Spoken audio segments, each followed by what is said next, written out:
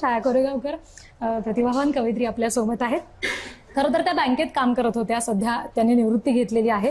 त्यांचे कविता संग्रह, कादंबरी, त्याचबरोबर कथासंग्रह सुद्धा प्रसिद्ध आहेत आणि अनेक पुरस्कारांनी त्यांचा सन्मान सुद्धा झालेला आहे. तेव्हा आता तुमची छानशी छोटीशी ओळख मी करून दिल्यानंतर आता पुढची पुन्हा एकदा कविता तुम्ही सादर करा अशी मी तुम्हाला विनंती करेन. धन्यवाद. नमस्कार.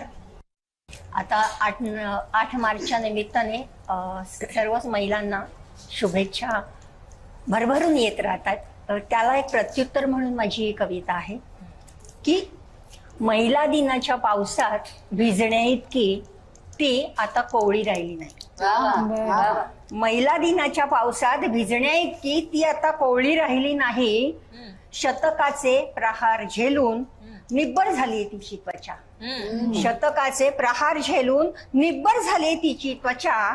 स्त्रीत्वाच्या भरजरी पदराआड, स्त्रीत्वाच्या भरजरी पदराआड ती लपवत नाही तिची आदिम भूक बाई सकट माणूस असण्याची. ती लपवत नाही तिची आदिम भूक बाई सकट माणूस असण्याची. तुमच्या समतेच्या तुंतुण्याची तार तिने केव्हाच निकामी केली. तुमच्या समतेच्या तुंतुण्याची तार तिने केव्हाच निकामी केलीये.